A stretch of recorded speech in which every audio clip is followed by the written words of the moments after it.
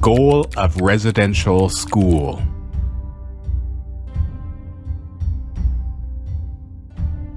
We instill in them a pronounced distaste for the native life so that they will be humiliated when reminded of their origin.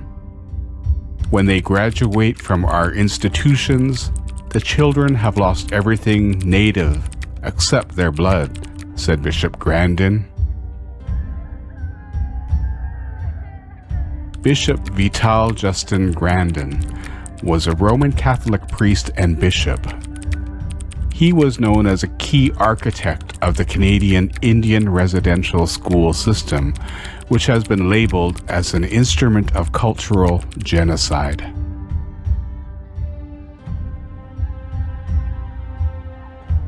We should never have any buildings, businesses, roads, or any type of infrastructure in his name, now and in the future too. Never, ever.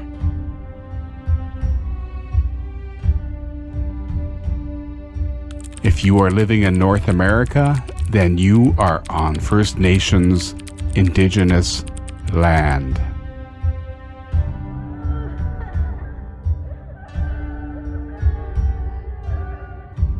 This is the land of First Nations across North America, once upon a time based on linguistic first contact. In 1831, the Mohawk Institute in Brantford, Ontario, was the first residential school funded by the church, and in the 1880s, the federal government adopted an official policy of funding residential schools across the whole of Canada.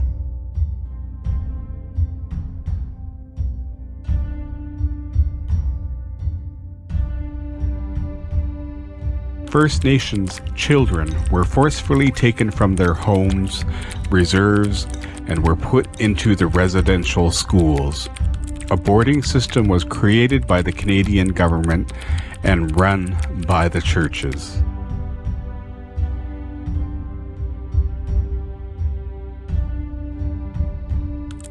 What was the main reason for all this?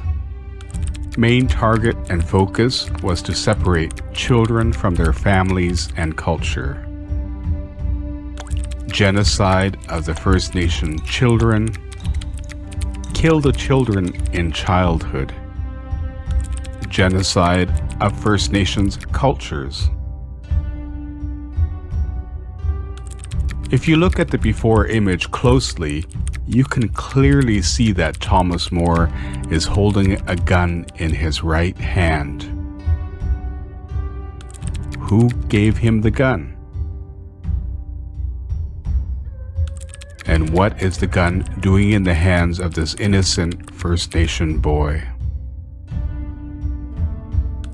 And on the other side, in the after image, we can see a complete transformation done forcefully from one culture to another culture. The before and after images clearly display cultural genocide. The residential school student made his or her way through the system. Genocide of First Nation by forcefully converting them into Christianity.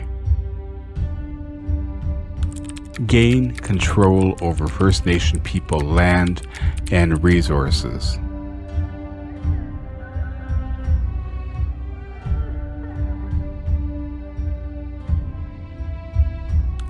In 1883, residential schools became the national policy of Canada. Prime Minister John A. Macdonald authorized government funding for residential schools in Canada.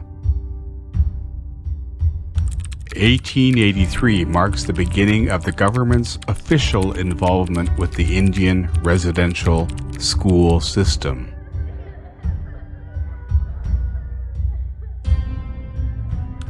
(1894) School attendance made compulsory.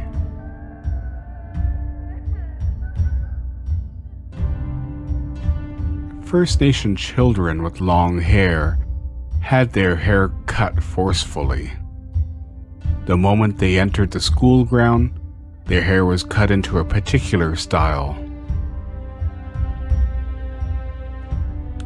Their traditional dress was removed, and they were made to realize that their traditional dress, traditional identity, ugly and dirty. They were given school dress, and their traditional names were changed, and they received a new name, a European name. They were not allowed to speak in their indigenous languages inside the class or outside. They were forced to speak and learn only English or French.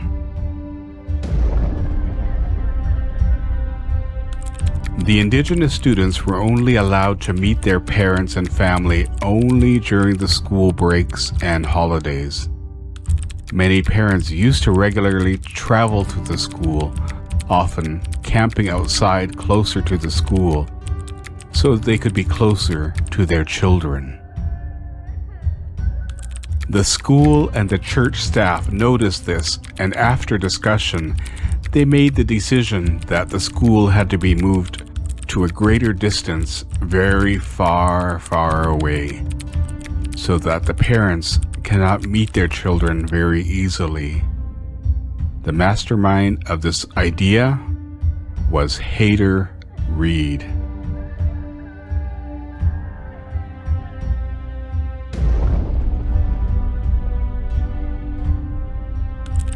Hayter Reed strongly objected that the children should not be allowed to go back home during breaks and holiday times because he strongly believed that the trips to home during the breaks and holidays will interrupt the process of civilizing them. Many school survivors on record mentioned that they were not allowed to go home or contact their family for years.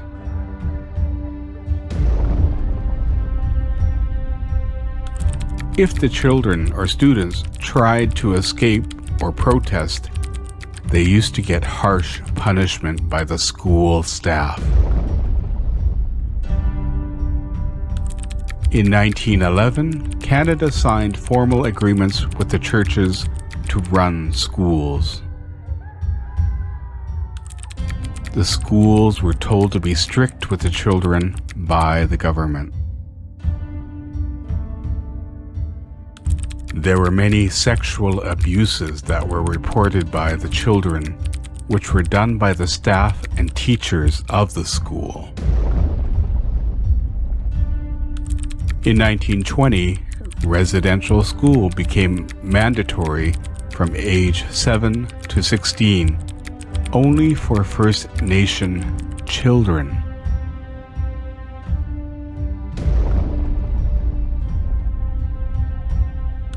It was very common that children were subjected to sexual abuse and harsh punishment. Food that was so bad was given to eat in these residential schools. They also started different experiments on small children in these residential schools, like keeping children hungry and not giving them food to eat. This was shocking. In 1922, the story of a national crime, an appeal of justice to the Indians of Canada.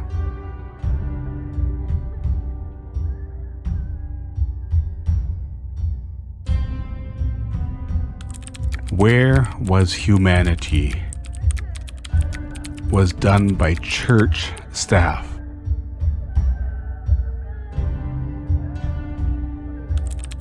Children's parents were not even told about these horrible experiments.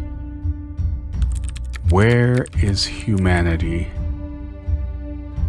Where was humanity? In 1948 to 1952, hunger was never absent.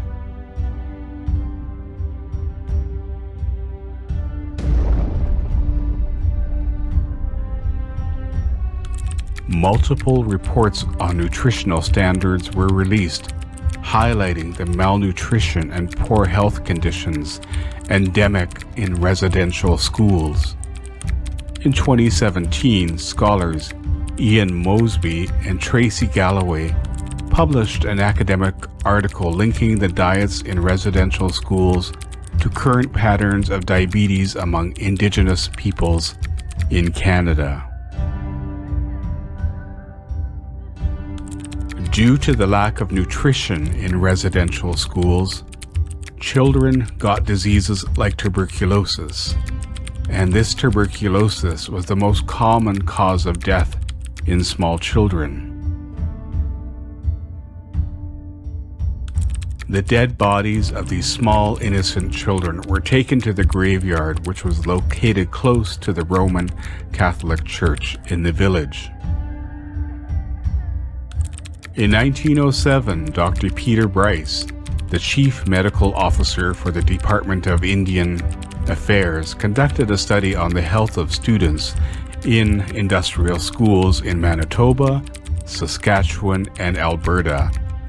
And he found that the extremely high rates of death of residential school children was due to tuberculosis. He recommended preventative measures to import the health and safety of residential students, but the government rejected this, and churches opposed his recommendation very strongly. Yes, the church opposed the doctor's recommendation.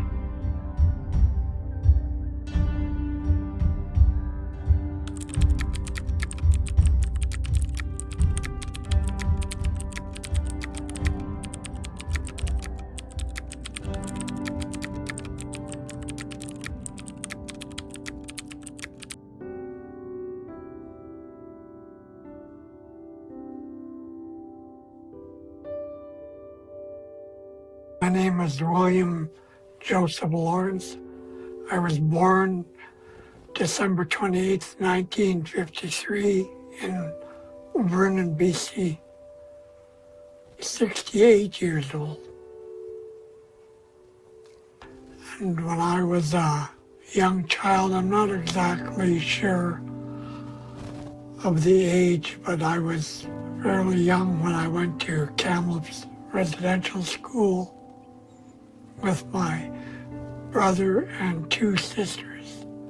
We were taken from our mother in Vernon, BC on the reserve, Okanagan Indian Band No. 1, and driven up to Kamloops and put into residential school. I'm not sure of how many years I was there, but my sisters were in there longer than me, so was my brother.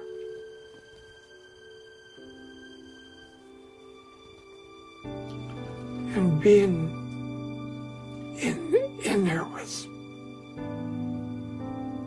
kind of hard because we were just taken away from our family. No reason given to us. We were just put in a car, driven there, and put into the school.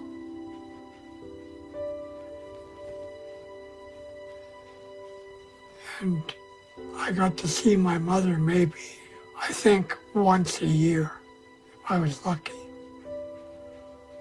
I got to see my sisters in school, but we weren't allowed to talk to the girls. We just could pass them on the hallway. But we weren't allowed to talk to the girls, just the boys that we were in there with. And I lived on the 4th floor where all the young children lived. And the floors below us were the older boys, and then the other half of the residential school was girls. We would pass each other in the hallways, but we weren't allowed to interact with each other, even if we're brother and sister. It was, from my point of view, it was confusing because I didn't understand why I was taken away from my mother and put into the school. And I only got to see her very little because she didn't have a car. She had no way to get to Kamloops where I was, except maybe, I think I saw her once. I'm not sure if it was more or less, but I know I saw her once. I remember her being there. I was young, but I'm not sure of how old I was when I went there. It was lonely because you never got to see anybody, or no family anyway, not that I remember. So all you did was you went to school and went outside. There were a lot of kids there. I got to know them, but a lot of it I don't remember because I was young, pretty young. But my brother was there with me. He was older than me by a couple of years. And I had my two sisters, but they were on the other side of the school. So we saw them in passing, but we never got to be with them very much. They discouraged us talking to each other when we were in there. So the most I remember about it was that the young ones like me and my age, we all lived in the very top of the school. And then below us were 3 more floors of other children. And I think I remember the most of it was being alone.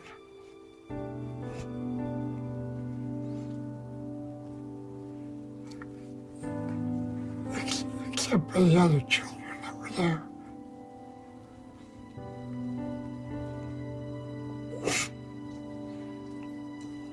I couldn't understand why they put us there.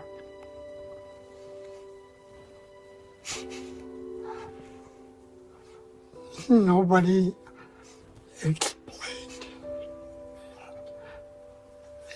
any of it to us. They never said why they took us away from my mom.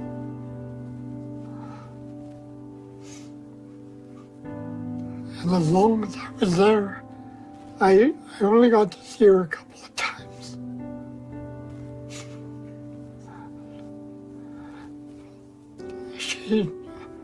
She died when I was 13 years old.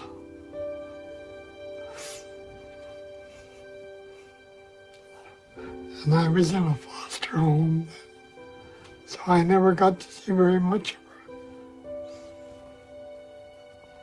I know some people say that the residential school helped them. I don't think it did, but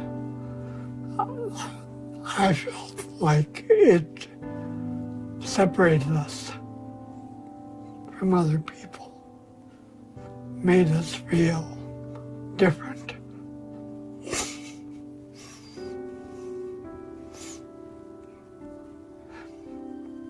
Like we'd done something wrong.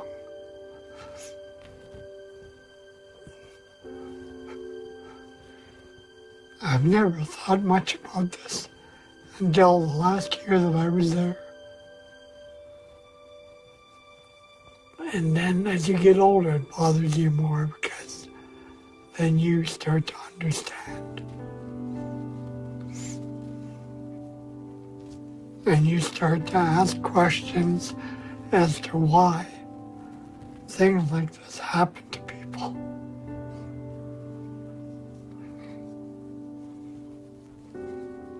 And being made to dress a certain way and not being able to speak your language. In my case, it doesn't matter because I never knew my language because I was too young when I left. I didn't get back home until I was 17 years old, so I went from residential school to foster homes to my uncle's place, and then I lived in Vernon till I was 17 years old, and I was on my own. But what most people don't understand is that these were children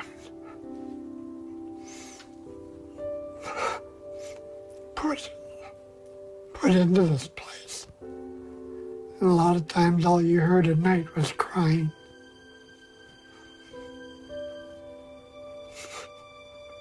Because there was nobody there. There was no family, no parents. And like I say, the only thing that I always wondered was, has it ever done wrong?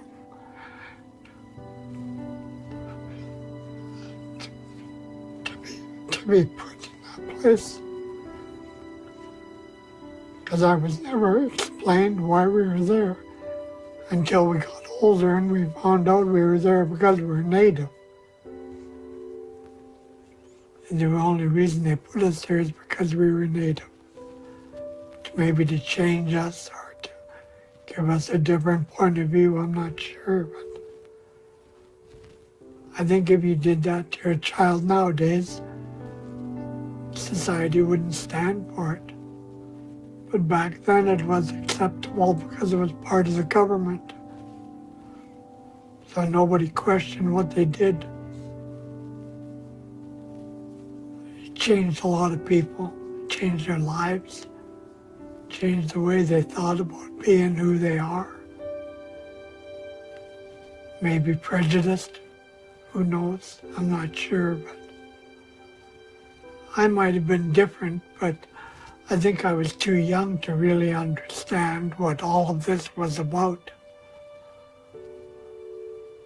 All I was concerned was that I never got to see my mother very much when I was young.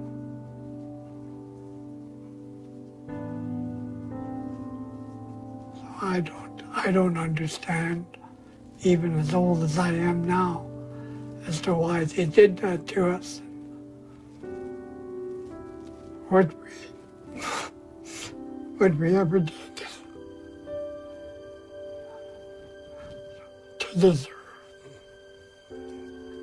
being treated like that by anyone, especially children, little kids.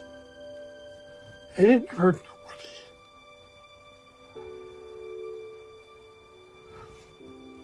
Yet they took you away from everything.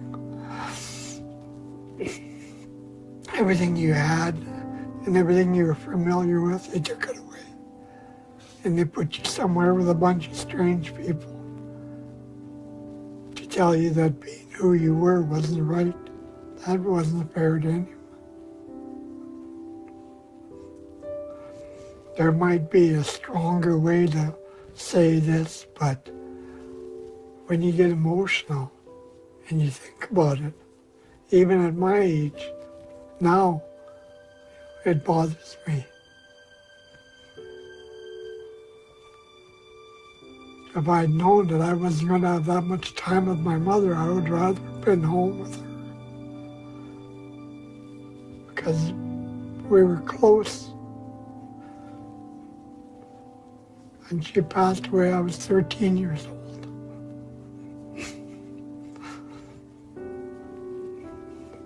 And I was in a foster home, so I never got to spend very much time with her. And you ask questions of your grandmother, but she never saw much of my mother herself, so. But when you lose all your children, maybe it causes you to go act that way, I'm not sure. Because they took all of us in one day. They took 4 of us away and moved us up to Kamloops, my 2 sisters and my brother and me.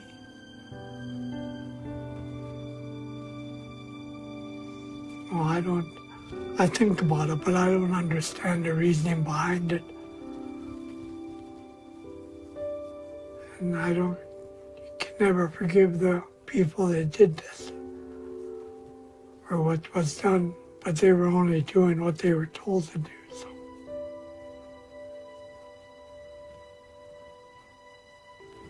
we were, I don't know how many children were there, but there's quite a few of us. They were aged from very young to, I don't know, I'm figuring about 15, 16 years old. So we were all there. But it's just a missing home. That was the worst part, I think. Not seeing the family.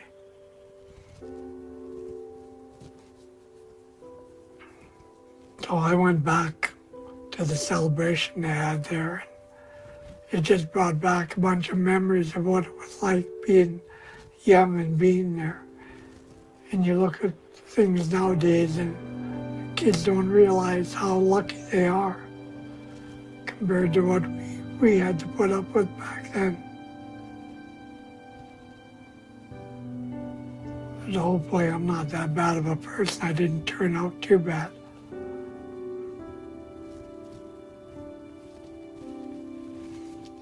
It's just terrible that things like this happen to people. In this day and age, it doesn't happen, but if it did, I'm sure people would be upset if they had their children taken away from them and put somewhere. It was only 70 miles from Vernon to Kamloops, but for us, it might as well have been 700 miles because we were still away from home. Even what they taught us, I don't remember half of anything I learned in there because my mind was more consumed with my family at home. My grandmother, my mom, I never got to see. I never saw my grandmother because she was older. She couldn't travel.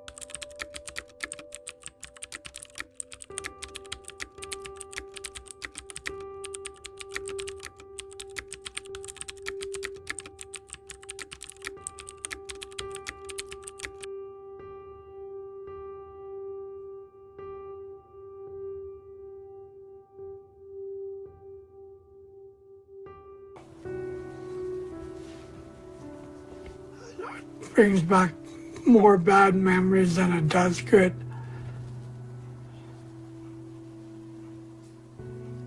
And always the question of why it was done to a person makes you wonder why people would do something like that to a little kid who they didn't know from anybody. Nobody knew me. Yet they took me away, stuck me in that school. And there's kids that were there longer than me. I don't know how long. Some were there for a couple of years, 4 years. I can imagine how hard it was on them. And I'm not sure of exactly when I left. I just remember being there.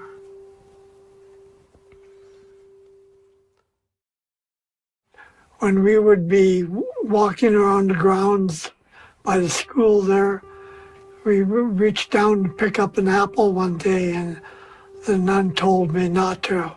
She said to put it down, it was no good. I found out after it was because the babies were buried in the orchard there.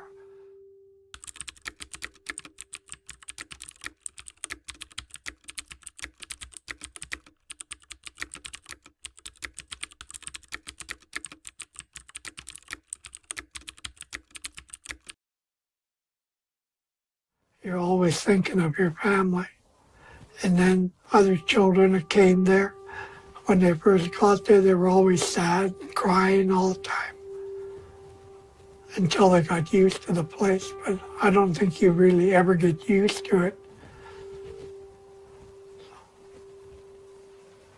My sisters and my other brother. My brother's gone, my one sister is gone. I have another sister that was in there with us. She's still alive.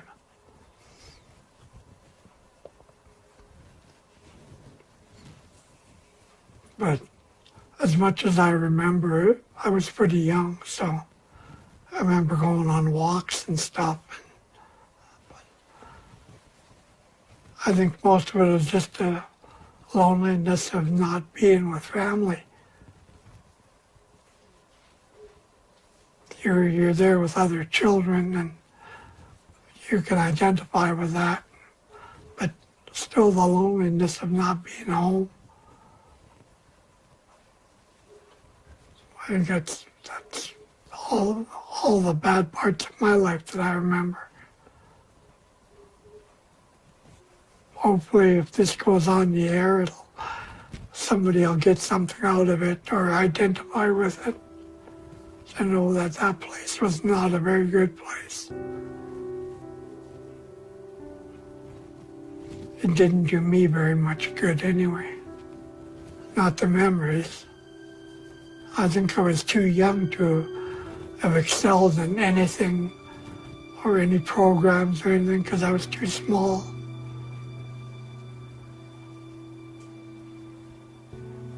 The only question is if in today's society, if we did this to someone with their children, we would have a hell of a hard time doing it because society would not allow it. Yet back then, no one said nothing. And we don't know how many problems that came out of it, besides their children that died. I don't know what it did to most of the people in society of this day and age. When you talk about human rights, what about the rights of the native people back then? Why were they trampled on so much? It doesn't seem to be fair.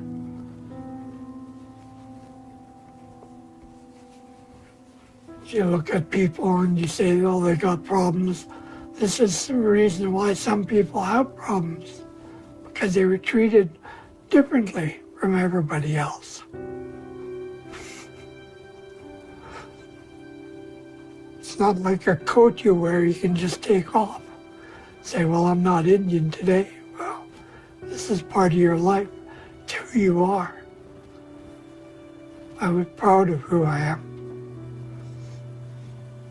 But unfortunately, that was a bad part of my life, but I still remember it. I'm still proud to be Native, but it just makes you wonder why people would do that to you. And these were nuns and priests from a church.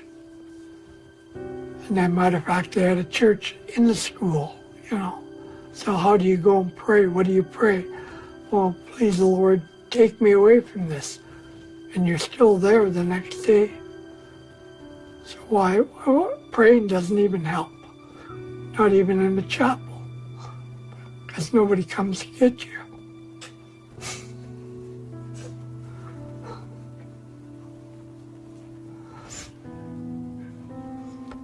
All I ever wanted to do was, when I heard about this, to do this because I wanted my point of view so that maybe some other child that went through it can identify with what I'm going through. Can say, I'm sorry for what happened to you. It wasn't our fault. We just happened to be Indian. That's why they did what they did to us.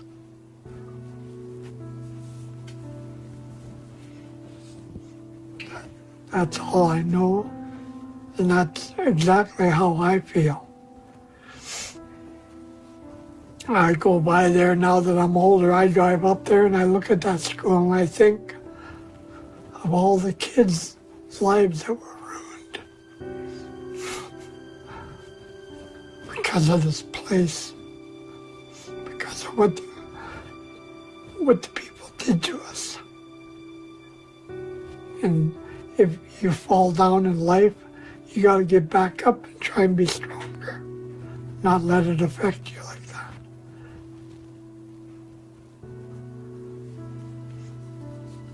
But when people ask me, what about residential school? This is how I feel.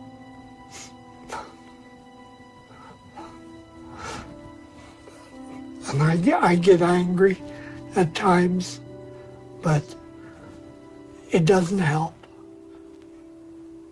It's just too bad that this, going there and seeing it all over again, it just brings back memories of how much I missed my family.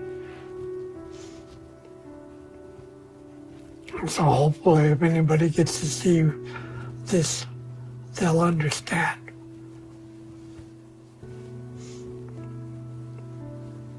That it hurts when they do this to people. Especially when people don't do anything to deserve it. I don't believe anyway. I don't think I was that bad of a child that I should have been taken away from my mother and treated like this.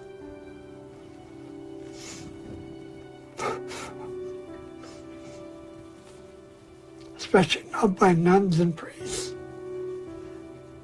You think they're there to help you, to make you feel safe in the world, not to make you feel worse. You could cuss and say all you want about this, but it doesn't change it. The building's still there, the memories are there. You just have to deal with it, move on. But sometimes it's hard because when it comes back, like it did now, it makes you ask questions as to why the building would even still be there, why they wouldn't tear the damn thing down. Because when you go and you look at it, every time I drive by, I look at it and it takes me right back to when I was a kid, right back to being in there and all the emotions. All the sadness and wanting to see my mother and not being able to see her. The biggest thing was, why? Why would they do this? At my age now, as old as I am, I still wonder why. Why people would let someone do this to people that weren't bad people. I don't think we were bad. But yet, you know, there's about probably maybe 200 kids in there. I'm not sure how many we were. But how society would stand by and let something like this happen to people.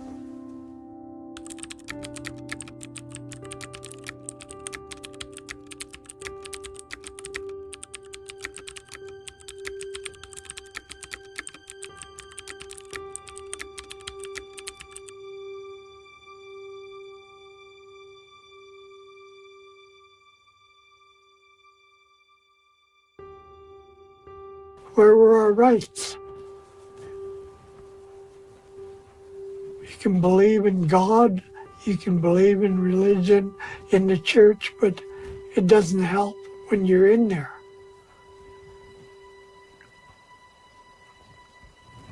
It's just the loneliness. When the lights are out at night, what do you think about? You think about your family. You wonder what your cousins are doing, where everybody is. How come nobody's coming over here to take me away from here?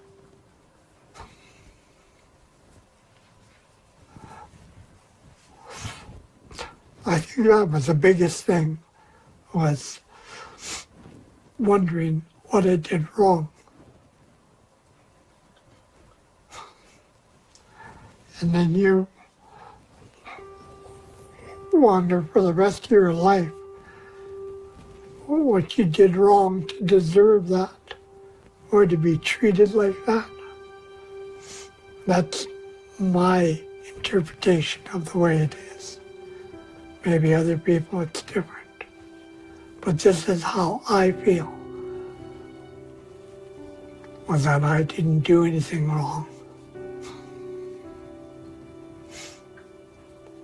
Maybe if I'd been older, it might have been different, but when you're that young, you can't have done that much wrong in the world to be treated like that.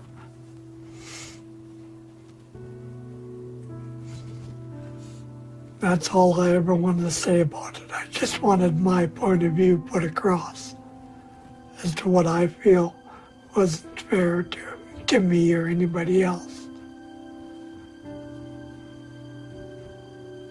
When people talk about rights, say, well, we've got the right. Well, nobody asked us. Nobody asked any of the children that were in there whether we had rights. They didn't say, well, you got a choice. Do you want to be here or would you rather be home? Well, good God, we'd all rather be home.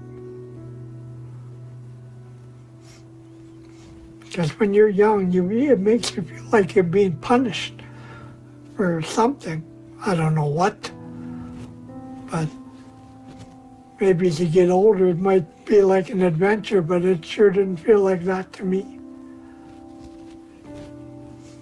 Made me feel like I had really done something wrong to be taken away from my mother, put into a place where I knew absolutely nobody, told how to dress, what I had to wear, when I went to bed, when I had to get up in the morning. And all of this was done to me as a child.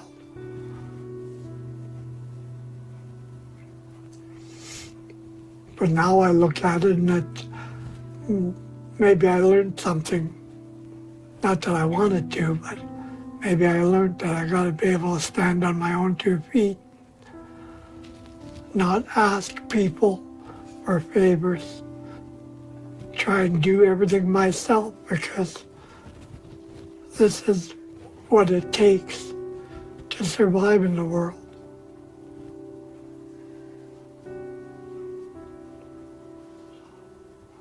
But that's what I felt after going back there, as it felt like everything started all over again in my brain. I walked around that school and I looked at all the place there, and it's changed a little bit, but the memories never change. Everything, it's all right there, still in that building.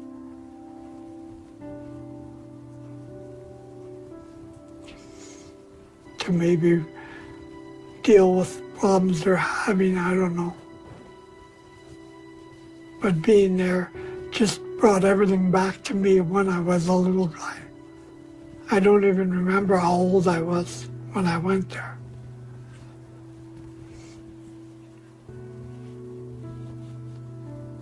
I just wanted somebody to know what happened and how I felt. And maybe somebody can identify with it and they'll take their pain away too. It's got to be an understanding that you have to have, that it wasn't your fault.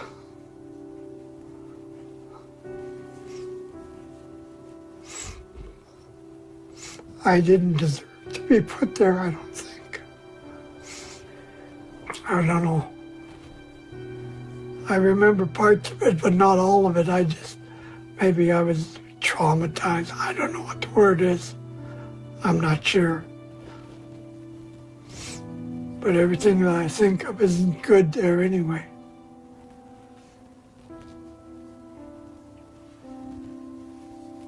I don't know much more I can say about it. I just hope they never ever do that to people anymore, because no one deserves to be treated like that. It doesn't matter who you are, what nationality you are, no one deserves to be treated like they're different from other people. Because they took all of us in one day. Because they took all of us in one day. Because they took all of us in one day. My mom befriended Edna Oram, who was a social worker in Vernon, and she would help us out and bring us groceries. And then the one day she came and in her car from work and picked us, me and my brother and my two sisters up, and took us to Kamloops to a residential school.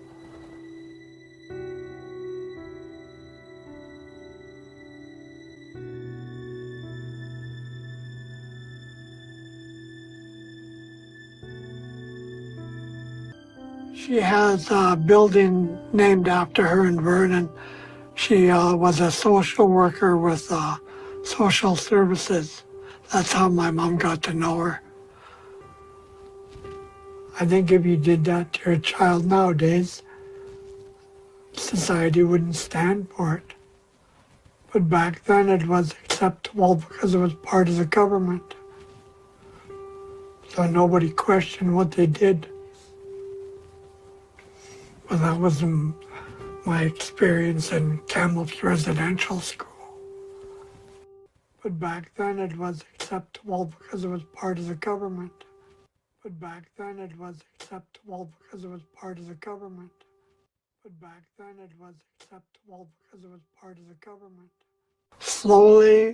Slowly we forgot how to speak our native language. It's hard when you are taken away from your family. How can someone take small kids from their parents and their family? Later, my brother and sister were put in separate foster homes, and we never grew up together as siblings.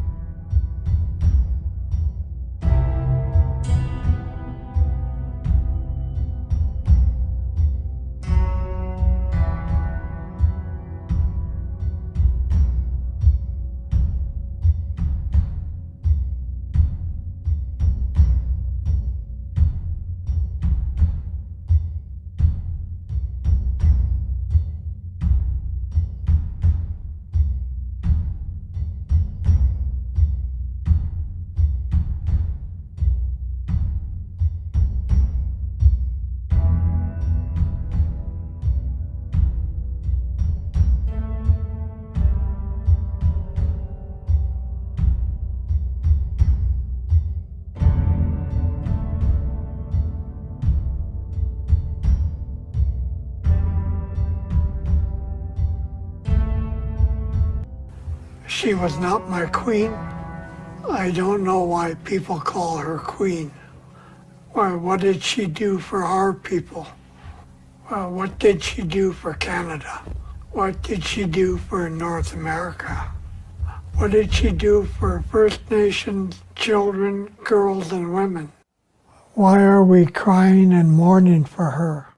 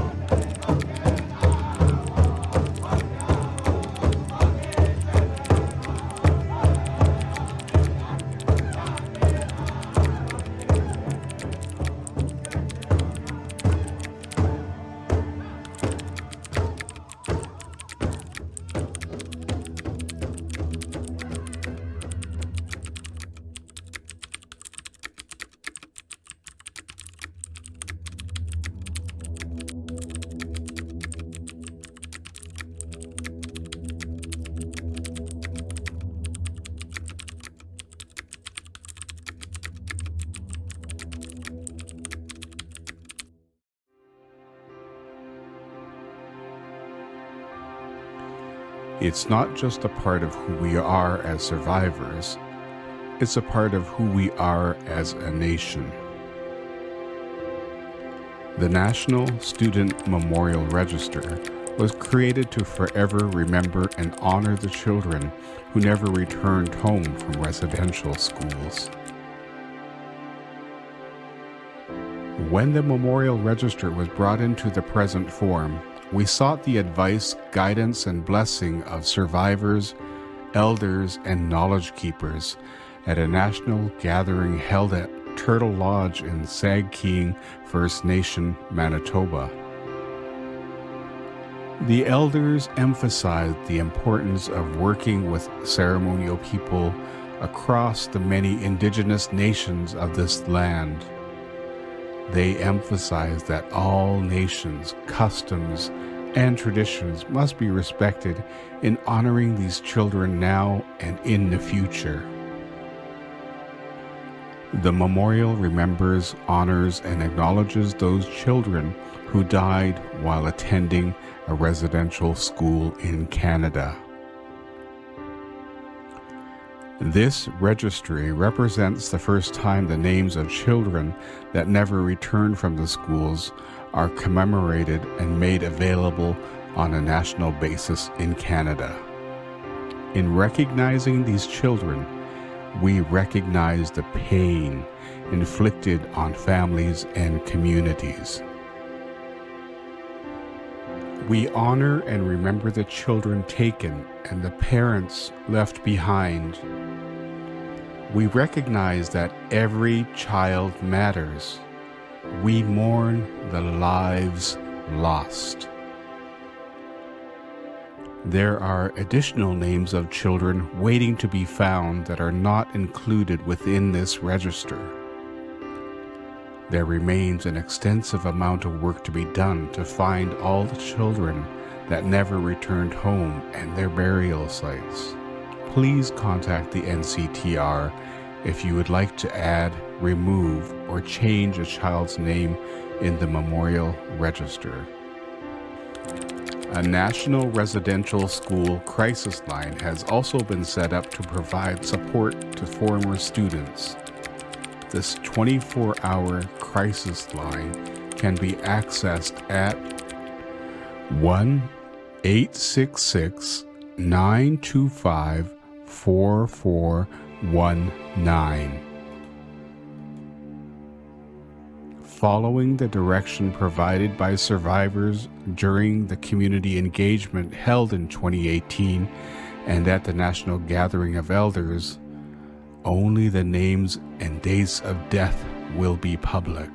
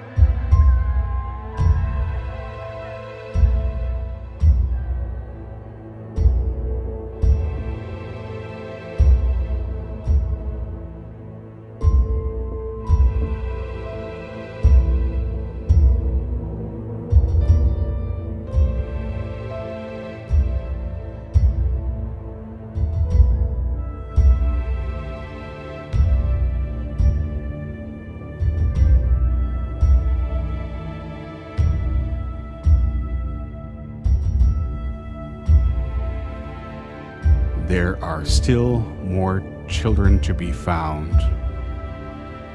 There are still more children to be found.